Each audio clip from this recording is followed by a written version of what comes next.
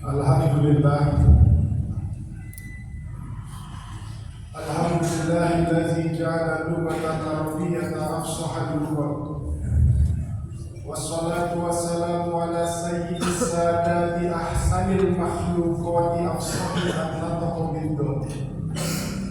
Wa ala alihi wa sahbihi wa man tabi'ahum bi ihsanin ila yaumil ghayah.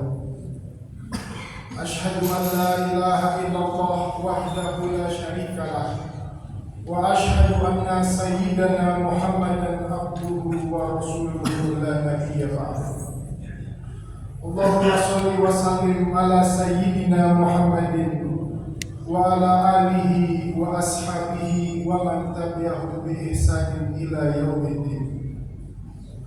Faya ayuhan nas ittaqullah usikum wa nafsi bittaqwah allazi ya'wi ilaihi man ittaqa wa la yanzubu ilaihi idraku man asa wa uhazirukumul ghaflata 'anil amril mudhil fa innakum matlubun wal matlubu aula bil wajh wa innakum mas'ulun wal mas'ulu ahaqqu bi tashihil amal. Farahimallahu imran akhza fi islahi zajri tayakkuzu li yawmi ma'adi. Qala ta'ala inna allaha ma'al ladzina taqaw wal ladzina hum muhsinun. Hadirin sidang salat Jumat yang dimuliakan oleh Allah Subhanahu wa taala.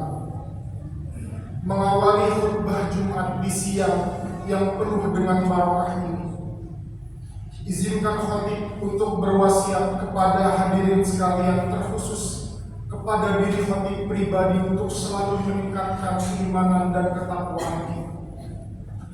Iman dengan arti, takwa dengan arti menjalankan segala perintah Allah Subhanahu wa taala dan menjauhi segala larangan-larangan. Alhamdulillah, di siang yang penuh dengan keberkahan ini kita masih diselimuti oleh nikmat-nikmat yang Allah berikan kepada kita. Nikmat iman, nikmat sehat, nikmat berkumpul dengan orang-orang soleh di tempat yang penuh dengan barakah ini. Hadirin sidang sholat Jumat yang dimuliakan oleh Allah Subhanahu wa taala. Rasa-rasanya tidak mungkin berlebihan jika kita katakan bahwa Rasulullah SAW adalah manusia dengan derajat paling tinggi di antara manusia yang pernah ada, sedang ada, dan akan ada. Rasulullah SAW adalah Sayyidul Anbiya wal Mursalin, pemimpin para nabi dan rasul. Bahkan beliau adalah Sayyidul Alamin, pemimpin seluruh makhluk yang diciptakan oleh Allah Subhanahu wa taala. Dalam sebuah hadis yang diriwayatkan oleh Abu Hurairah, Rasulullah SAW bersabda, "Ana sayyidu waladi Adam wala fakhr, wa ana awwalu man tanshaqul ardu anhu yawmal qiyamati wala fakhr, wa ana awwalu syafi'in wa awwalu musyafa'in wala fakhr." Kata Rasul, "Ana sayyidu waladi Adam wala fakhr." Aku adalah pemimpin anak cucu Adam dan aku tidak sombong. Wa ana awwalu man tanshaqul ardu anhu yaumal qiyamati wala fakhr. Dan aku adalah orang yang kelak pertama dibangkitkan dari kubur, wala fakhr, dan aku tidak sombong. Wa ana awwalu syafi'in, dan aku adalah orang pertama yang diizinkan memberikan syafaat. Wa awwalu musyafa'in, dan orang pertama yang syafaatnya diterima, wala fakhr, dan aku tidak sombong. Dalam redaksi lain Rasulullah SAW bersabda, "Ana sayyidun nasi wala fakhr." Aku adalah pemimpin seluruh umat manusia dan aku tidak sombong. Ini berarti bahwa Rasulullah SAW adalah pemimpin dari seluruh manusia, mulai dari manusia biasa hingga para nabi dan rasul. Bahkan Rasulullah adalah pemimpin dari seluruh umat manusia yang dibapai oleh Nabi Adam alaihissalam. Dalam redaksi lain Rasulullah SAW bersabda, "Ana sayyidul alamina wala fakhr." Saya adalah pemimpin seluruh makhluk yang diciptakan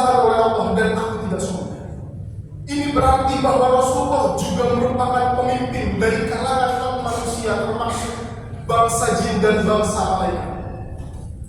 Kesempurnaan Rasulullah dalam rupa dan sifat digambarkan dengan sangat indah oleh Al-Imam Al-Busiri di dalam qasidahnya. Al-Imam Busiri menuturkan faqan nabiyina fi khalqin wa fi khuluqin wa lam yudanuhu fi ilmin wala karamin. Nabi Muhammad adalah seorang nabi yang mengungguli nabi-nabi lain fi ilmin wa karamin, di dalam bentuk rupa dan sifat-sifat. Walam yudanuhu fi ilmin wala karamin, dan para nabi lain pun tidak dapat menandingi Rasulullah dalam hal keilmuan dan dalam hal kemuliaan.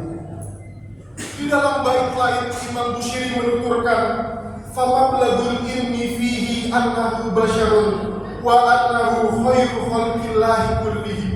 Puncak pengetahuan kita tentang Nabi Muhammad adalah bahwa ia seorang manusia. Tetapi kata Imam Busiri, wa annahu khairu khalqillahi kullihim, walaupun dia adalah seorang manusia, tapi dialah sebaik-baiknya makhluk yang pernah diciptakan oleh Allah Subhanahu wa taala. Hadirin sidang surat Jumat yang dimuliakan oleh Allah Subhanahu wa taala, membeberkan dan mengungkapkan seluruh keutamaan Nabi Muhammad SAW adalah hal yang tidak mungkin dilakukan di dalam khutbah Jumat yang singkat ini.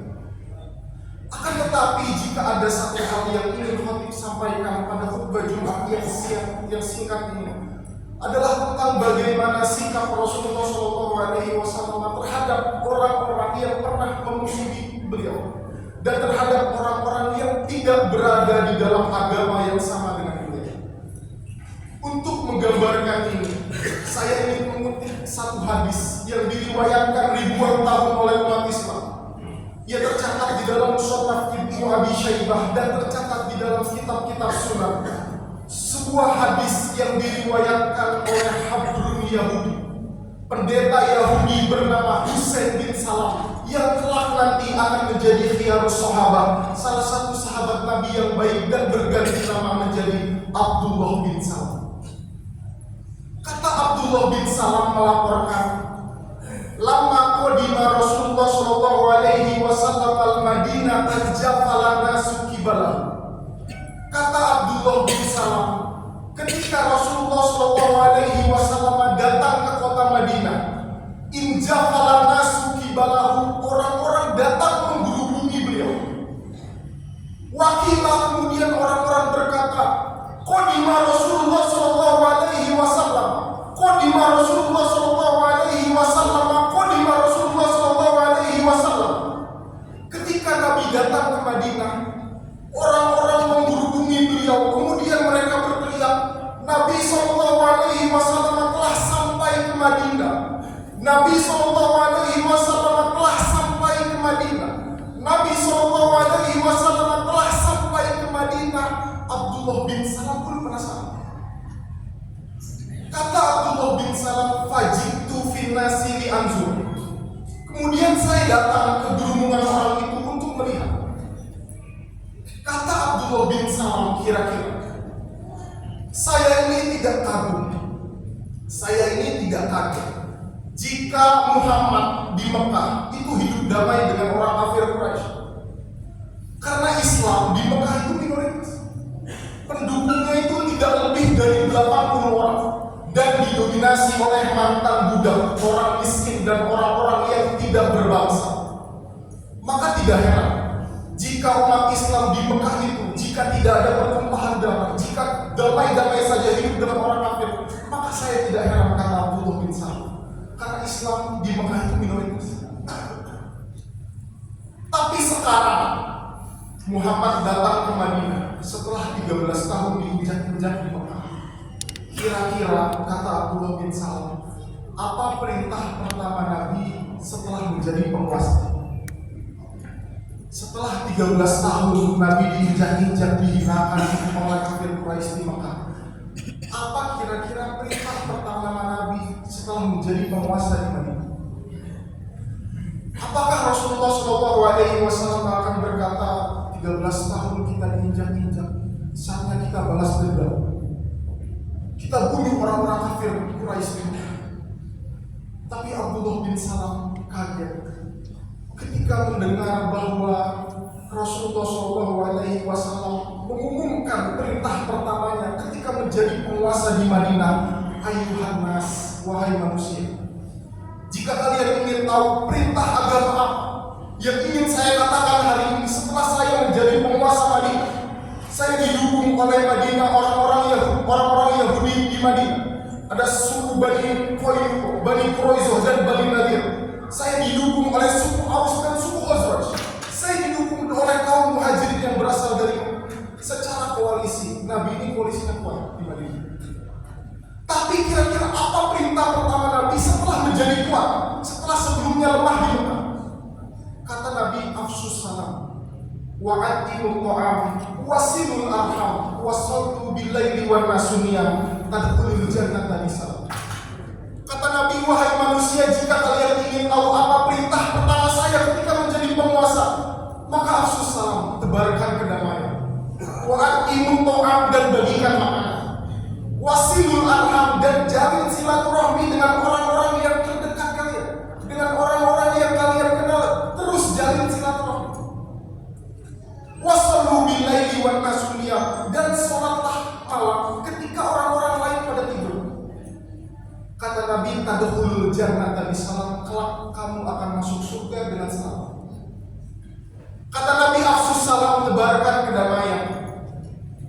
Saya sekarang menjadi penguasa di Madinah. Ayo kita afsus salam, tebarkan kedamaian. Di sini ada orang Muhajirin, orang pendatang, ada orang Ansor, orang pribumi, ada orang-orang yang tidak berada di dalam agama yang sama dengan saya, tapi dia berjanji untuk hidup damai, yaitu Yahudi Bani Qainuqa, Bani Quraisyah, dan Bani Nadir. Mari kita buat peradaban baru di Madinah, di mana orang-orang dapat hidup berdampingan tanpa melihat apa warna kulit kita, apa agama kita, dari mana kita berasal. Kata Quran, qilal ladzina ahadtum minal musyrikin wa lam yanquduhum syai'an fa'atimu ilaihim ahdahum ila muddati. Kalau kamu orang Islam hidup berdampingan dengan orang non-muslim yang tidak memerangi kalian, ini perlu digarisbawahi. Karena Yahudi yang berada di Madinah saat itu adalah Yahudi yang berjanji hidup damai, bukan Yahudi yang menginjak-injak Palestina hari ini. Kalau kamu orang Islam hidup dengan orang non-muslim yang tidak memerangi kamu, yang berjanji hidup damai dengan kamu, tidak mengusik kamu, maka saat itu lana malahum wa alaina ma'alaihim, hak dan kewajiban kita sama. Ketika itu Nabi buat konstitusi Madinah, orang-orang Yahudi yang berjanji hidup damai, yang orang Nabi bilang, nahnu wal yahud ummatun wahidatun min dunas. Kami dan orang Yahudi itu satu komunitas di Madinah. Jika orang Muslim diserang oleh bangsa lain, maka Yahudi pun harus ikut membantu kami. Dan jika Yahudi diserang oleh Yahudi lain, maka orang Muslim harus membantu dia. Karena kenapa? Karena kita berada di dalam satu negara yang sama. Kita sepakat untuk hidup damai. Kuncinya adalah orang-orang non-Muslim yang tidak memerangi kita dan berjanji hidup damai dengan kita, maka pada saat itu adalah lana malahum wa alaina ma'alaihim. Hadirin jamaah sidang sholat Jumat yang dimuliakan oleh Allah Subhanahu wa Ta'ala. Inilah salah satu dari jutaan mungkin gambaran contoh sikap Nabi Muhammad SAW yang begitu indah. Ia disebut puncak kemuliaan, puncak dari akhlak yang luhur yang dipuji langsung oleh Allah Subhanahu wa Ta'ala dalam Al-Quran. Wa innaka la'ala khuluqin azim, dan sungguh engkau benar-benar berada di atas budi pekerti yang luhur. Jika kita lihat yang menarik, Nabi itu akhlaknya tidak berubah sejak kecil hingga wafat, sejak sebelum Nabi sampai menjadi Nabi. Nabi kecil disebut Al-Amin, yang dapat dipercaya. Orang-orang kafir Quraisy, walaupun mereka membenci Nabi, mengusik Nabi, merencanakan pembunuhan kepada Nabi, tapi anehnya mereka tidak menemukan orang yang dapat dipercaya selain Nabi Muhammad. Biasanya kalau kita ingin menitipkan suatu barang, itu kita menitipkan kepada orang yang terdekat dengan kita, bukan kepada orang yang kita musuhi. Tapi orang-orang kafir Quraisy saking percayanya kepada Nabi, walaupun dia membenci Nabi,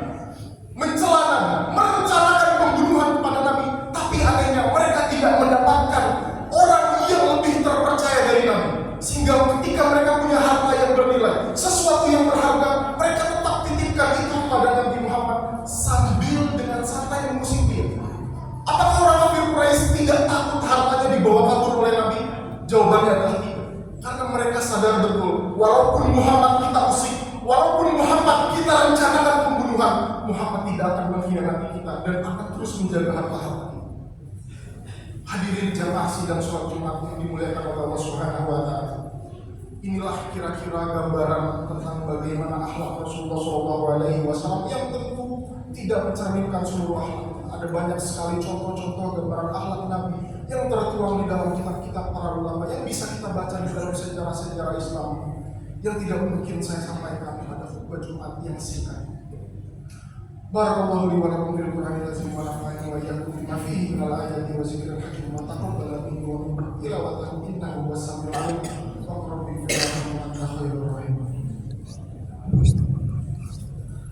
Allahumma shalli wa sallim ala sayyidina Muhammadin wa ala ali sayyidina Muhammad.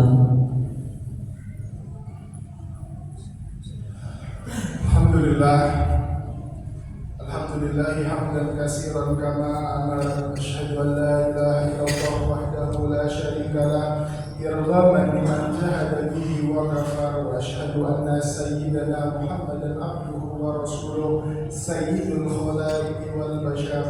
Allahumma shalli wa sallim ala sayyidina Muhammad wa ala alihi wa sahbihi ajma'in. Fa ya ayuhan nas ittaqullah wa'malul khairat wajtanibu as-sayyi'at wa'lamu anna Allah amarakum bi amrin bada fihi bi nafsihi wa sanna bi malaikatihi al-musabbihati bi qudsihi inna Allaha wa malaikatahu yusalluna 'alan nabi ya ayyuhallazina amanu sallu 'alaihi wa sallimu taslima.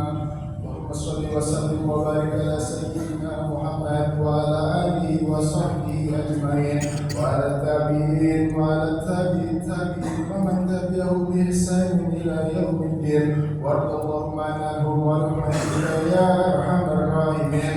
اللهم اغفر للمؤمنين والمؤمنات والمسلمين والمسلمات الأحياء منهم والأموات إنك سميع قريب مجيب الدعوات. اللهم انصر أمة سيدنا محمد. اللهم اصلح أمة سيدنا محمد. اللهم ارحم أمة سيدنا محمد. اللهم انصر من نصر الدين واخذل من خذل المسلمين واجعل بلدتنا هذه بلدة طيبة تجري فيها أحكامك وسنة رسولك يا حي يا قيوم يا إلهنا وإله كل شيء. هذا حالنا يا الله لا يخفى عليك. اللهم ارفع عنا الغلاء والبلاء والوباء والفحشاء والمنكر والبغي والسيوف المختلفة والشدائد والمهن ما ظهر منها وما بطن من بلدنا هذا خاصة ومن بلدان المسلمين عامة إنك على كل شيء قدير. ربنا اغفر لنا ولإخواننا الذين سبقونا بالإيمان ولا تجعل في قلوبنا غلا للذين آمنوا ربنا إنك رؤوف رحيم. ربنا آتنا في الدنيا حسنة